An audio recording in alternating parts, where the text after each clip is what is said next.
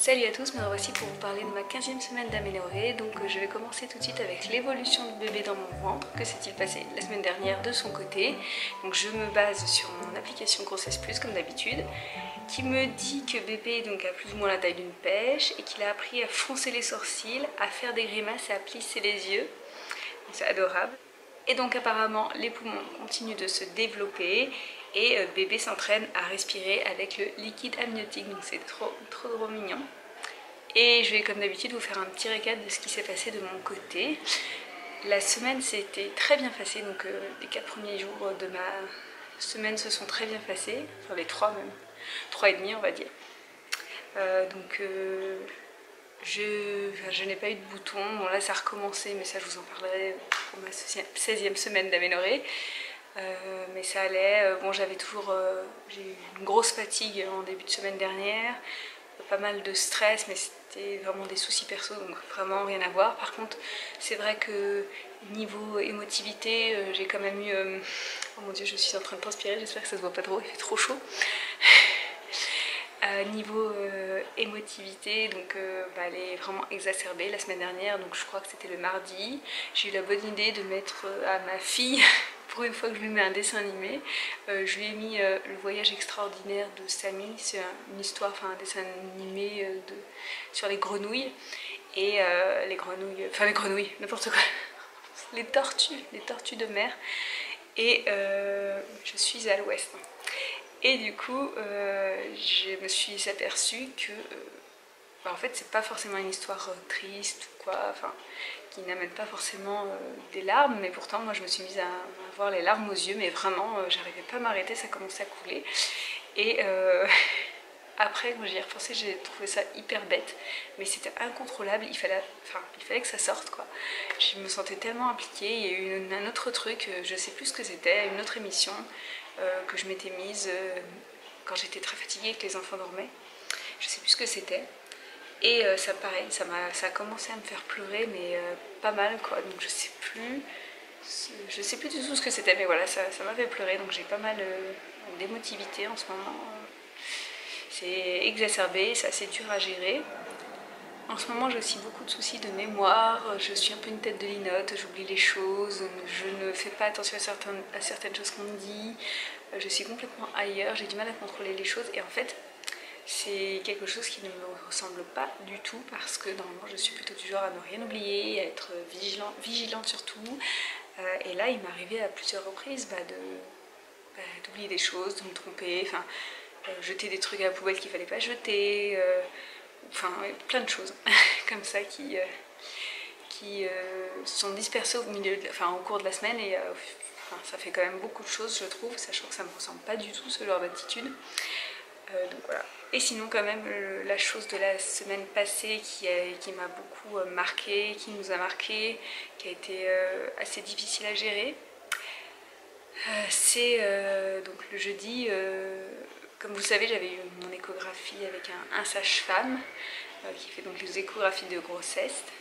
Donc c'est pas un médecin mais il est très bien. Au cours de l'échographie, donc j'ai également demandé le dépistage de la trisomie 21. Donc je l'ai faite comme j'avais fait pour mes autres grossesses. Et ce sage-femme m'avait dit, du coup, s'il y avait... parce que comme vous savez, il y a aussi une prise de sang qu'on fait en labo, mais le labo ne donne pas les résultats, c'est soit le médecin traitant, soit l'échographiste. Et du coup, il m'avait dit, si jamais il n'y a rien, je ne vous appelle pas. Donc ça allait faire bientôt 2 semaines, hein, il fallait que j'attende encore une journée. Et j'ai eu un appel en fait et j'ai vu que c'était son numéro, j'ai écouté le message et donc il m'a dit de le rappeler. Et là je me suis dit tout de suite, déjà quand j'ai vu son numéro, j'ai vu que c'était lui, je me suis dit bon, s'il m'appelle, c'est qu'il y a un souci parce qu'il avait dit qu'il ne m'appellerait pas, à moins qu'il y en ait un.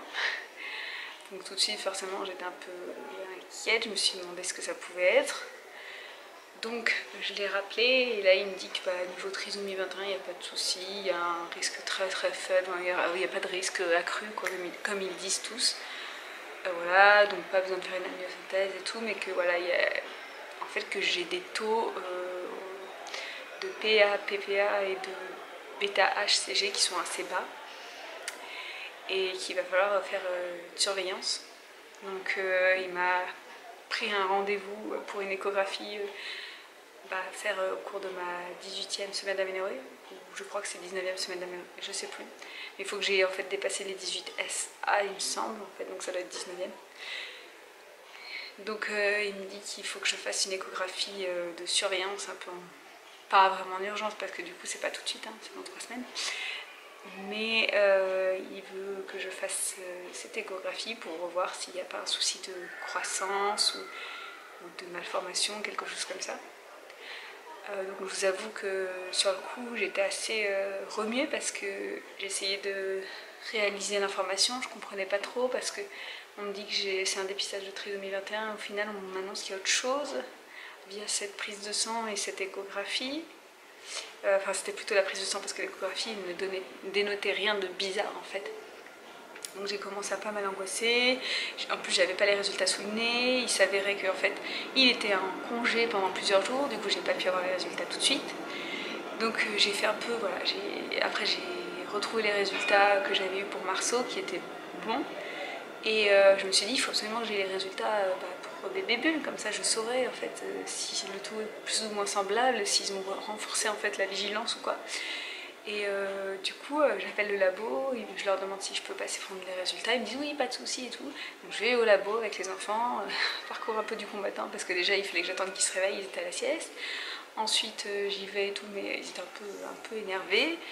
Et on arrive là-bas et on me dit que non, on ne peut pas me donner les résultats. C'est le médecin et l'échographiste seulement qui sont aptes à les donner.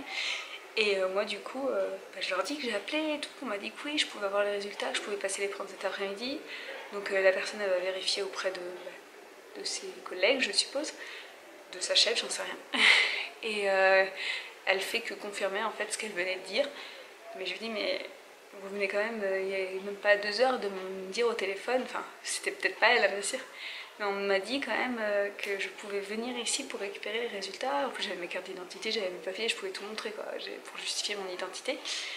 Et elle me dit mais non, rien. Donc j'étais un peu énervée.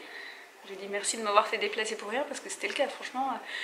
En plus j'étais en stress, j'étais pas bien. Vous imaginez bien que quand on apprend une nouvelle qui n'est pas, voilà, même si objectivement je ne sais pas encore s'il y a quelque chose ou pas, quand on se tracasse pour son bébé, qu'on est très émotive, forcément on pleure, etc. Et ça a été très difficile. En plus c'était donc le 2e jour où j'avais appris, après avoir appris la nouvelle. Donc je me suis dit allez hop, j'appelle mon médecin, tant pis c'est beaucoup plus loin, il va falloir que j'y aille avec les enfants, mais même si j'avais déjà en plus des douleurs, parce que ça je vous ai pas dit, mais c'est vrai que j'ai beaucoup de douleurs au ventre en ce moment et que je fais un petit peu de marche, un petit peu d'effort et tout, j'ai très très mal. C'est assez difficile à gérer, donc il faut vraiment que je me ménage. Et du coup, mon médecin m'a dit qu'elle n'était pas sur place, mais qu'elle allait faire tout le possible pour me donner les résultats. Elle me donne une heure, donc j'y vais avec les enfants. On attend, on récupère les résultats. Enfin, elle me donne les résultats, elle me dit mais elle voit pas pourquoi il faut s'inquiéter plus que ça, parce que ça arrive assez souvent. Voilà, c'est juste une échographie comme ça, que s'il n'y a pas eu s'il n'y a pas de risque accru, que ce soit la trisomie 21, voilà, ça devrait aller, enfin, il n'y a pas de souci majeur à avoir. Sauf que moi, je me suis quand même assez renseignée sur internet, vous allez me dire qu'il ne faut pas faire ça, mais moi, je n'y connaissais presque rien, donc je me suis renseignée, j'ai vu qu'il y avait des possibilités de retard de croissance, effectivement, de malformation, de trisomie 18, enfin, vous voyez, des choses assez difficiles à gérer. Et du coup, on imagine le pire, et c'est pour ça aussi que j'ai pas mal pleuré. Ça a été très dur, psychologiquement. Donc, en fait, je vous avoue que j'avais tourné, je crois que c'était le jour, en plus, la veille, je crois que oui, c'est ça. C'est la veille de l'appel, en fait, du sage-femme pour m'annoncer la mauvaise nouvelle. Enfin, mauvaise, je sais pas, enfin la nouvelle, quoi. Et la veille, j'avais tourné, en fait, une vidéo pour vous poster là bientôt, pour vous annoncer ma grossesse, et j'étais toute contente dessus. Et je vous avoue que je me suis vraiment demandé ce que j'allais faire. Est-ce que je vais vous l'annoncer maintenant? Pas que voilà, j'imagine que... Enfin, c'est pas que j'ai envie de rendre cette grossesse inexistante en fait. C'est pas ça que j'imagine qu'elle est terminée ou quoi. Mais je me dis, s'il se passe quelque chose, est-ce que je vais réussir à encaisser comme ça publiquement, je sais pas trop, ou alors peut-être que je ferai le silence radio, je ne sais pas. En tout cas, peut-être que quand vous verrez cette vidéo, ça ira mieux. J'espère sincèrement qu'il n'y aura pas eu de gros soucis au cours de l'échographie et par la suite, ou même avant. Donc voilà, on verra bien. Mais c'est vrai que c'est assez difficile. Je fais quand même cette vidéo parce que peut-être qu'elle sera jamais postée, je ne sais pas. On verra. Donc si vous avez eu des cas similaires, vous avez dû faire une échographie de contrôle parce qu'on vous a dit qu'il y avait possiblement dû à un taux assez bas de PA, PPA et de bêta-HCG, possiblement un risque de retard de croissance ou malformation ou quoi, n'hésitez pas à témoigner parce que c'est vrai que moi je m'étais un peu renseignée mais j'y connaissais pas grand chose et c'est vrai que je pensais que ça concernait surtout la trisomie 21 ce dépistage et voilà, si on dépiste autre chose c'est vrai que voilà, ça fait un peu peur donc n'hésitez pas à partager votre expérience. De toute façon, même si finalement mon bébé va bien, ce que j'espère au plus haut point, vous n'imaginez même pas, enfin si je pense que vous imaginez si vous êtes maman, mais s'il va bien, au moins vos retours d'expérience pourront apporter quelque chose à des personnes qui cherchent à être rassurées ou à mieux anticiper les choses. Donc voilà. Donc le week-end s'est passé comment? Après ça, ça a été, j'ai essayé en fait, j'étais pas mal occupée quand même ce week-end, donc j'ai réussi à faire un peu abstraction de tout ça. Le fait d'avoir les résultats avec moi, ça m'a quand même un peu, pas rassurée, mais soulagée parce que j'avais les résultats en face de moi. Ils sont pas similaires à ceux de mon fils, hein, bien sûr. J'ai pas ceux de ma fille. J'ai pas le dossier de ma fille, en fait, il est resté à Necker et là, il faut absolument que je le récupère parce que en souvenir, il y a toutes mes échographies, il y a tout et il l'avait gardé. Et donc je sais que je peux le récupérer, mais il faut absolument que je le fasse. Là, ça fait un moment que je dis que je le fais, il faut que je le fasse. J'ai pas l'occasion, enfin, j'y pense pas forcément, il y a d'autres priorités à chaque fois, mais il faut que je le fasse. Bref, donc je ne sais pas où j'en suis, je ne sais pas si je vais vous annoncer ma grossesse maintenant, je ne sais pas si j'ai envie de faire comme si tout allait bien en vous annonçant ma grossesse, en vous faisant croire que voilà, je suis sereine, alors qu'en fait je suis complètement tracassée, mais complètement. J'ai 3 semaines à attendre, c'est difficile. En plus de ça, donc, le rendez-vous que mon sage-femme a réussi à obtenir à l'hôpital, parce que c'est un médecin référent qui doit faire cette échographie, c'est en fait en plein milieu de nos vacances. Donc on va devoir rentrer plus tôt et on ne peut pas annuler l'hôtel parce qu'on a, voilà, c'est pas annulable. Donc on va payer une nuit d'hôtel pour rien. Donc voilà. C'est un peu énervant, c'est surtout qu'on avait prévu d'aller à la plage et tout, j'avais promis aux enfants et finalement on va pas pouvoir le faire, donc je suis un peu triste et je vous avoue que c'est tout de suite à ça que j'ai pensé, je me suis dit mince.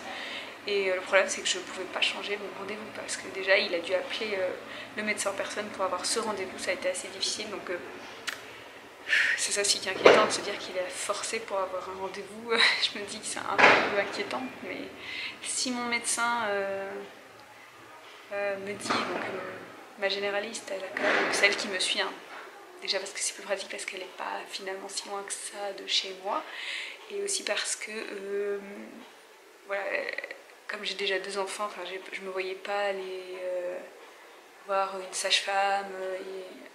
Il y en a à perpète, hein, c'est une histoire de distance, mais aussi c'est assez le côté pratique. Elle me connaît bien, mon médecin maintenant, elle connaît mes enfants, elle connaît notre dossier. Je ne me voyais pas chercher quelqu'un d'autre. Et du coup, elle a eu 7 enfants si je ne me trompe pas. Et voilà, donc je me dis que peut-être elle en sait un peu plus, forcément, elle a son expérience de ce qu'elle voit. Donc bon, j'essaye de me rassurer, mais c'est pas. Mon mari est optimiste quand même, il se dit que voilà, ça va aller. Et il me dit de toute façon de ne pas, il a raison, hein, de ne pas m'imaginer des trucs horribles alors que je ne sais pas quoi. On ne sait pas, donc tant qu'on ne sait pas. Enfin voilà, ce qui m'embête, c'est vraiment que je m'étais dit que cette grossesse, ma dernière grossesse serait hyper sereine et que je la vivrais pleinement et tout, mais rien n'est jamais comme on aimerait que ce soit. Et du coup, c'est vrai que ça m'embête pas mal de me dire que ça fait des tracas en plus. Mais bon. En ce moment c'est la période des tracas, j'ai l'impression, voilà. Donc bon, je vais pas me plaindre plus que ça, je vous avoue que c'est assez difficile déjà de faire cette vidéo. Mais bon, j'essaie de me calmer un peu parce qu'il y a les enfants et tout, et c'est déjà assez déprimant comme ça de leur dire que voilà, que ça va pas trop. Ils comprennent pas trop, c'est normal. Enfin, ma fille comprend un peu, je pense. Elle sait que voilà, bébé Bulle, il va potentiellement pas bien, donc j'ai déjà dit parce que comme on allait chercher les résultats à 2 reprises et voilà, elle comprenait pas trop, donc je lui ai expliqué, plus ou moins. Voilà, donc c'est tout ce que je vais dire pour cette vidéo. J'ai pas voilà, c'est pas très réjouissant, mais voilà. J'espère que vous allez bien, donc n'hésitez pas à témoigner hein, sur le sujet si vous pouvez partager votre expérience, ce serait vraiment un plus. Et je vous dis à très bientôt, je vous fais des bisous. À très bientôt, salut.